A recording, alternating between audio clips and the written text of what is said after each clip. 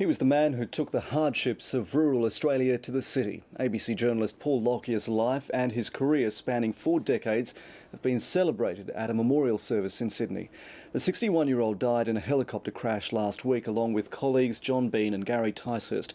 Today, Paul Lockyer was described by friends and family as a born storyteller with a lovable sense of humour.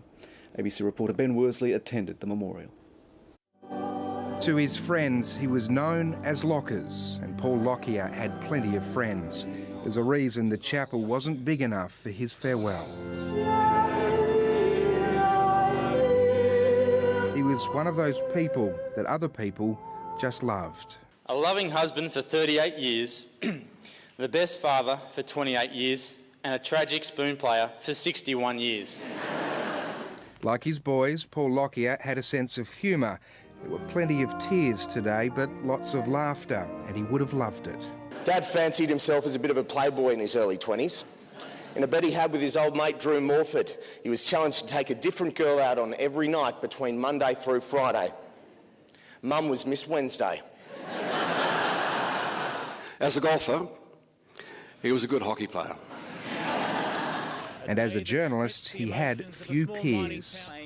He was relaxed and easygoing on camera. He asked tough questions, but always seemed to be a velvet glove, always polite. He was old-fashioned with accuracy and with his integrity. And in a pretty profane profession, Lockers hardly ever swore. He died next to Lake Eyre, the patch of Australia he loved so much. Some of his own words about the lake were read once more. You imagine you could be on another planet. In this vast void constructed over millions of years, there's a deep sense of man's insignificance. But this man was significant, and not just to those closest to him. His passion for the bush was matched by the impact he had on those who live there. A farming mate says his stories built a bridge between country and city. He gave rural Australia a new outlook. He gave them hope.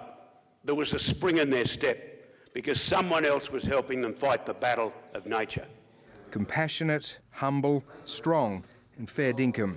There are plenty of words being said about Paul Lockyer, not one of them bad. It has been our privilege and good fortune to have crossed the paths of Paul Lockyer in our lifetimes. We love you, Lockers.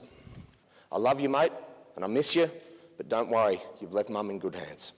In his 61 years, Lockers made quite an impression.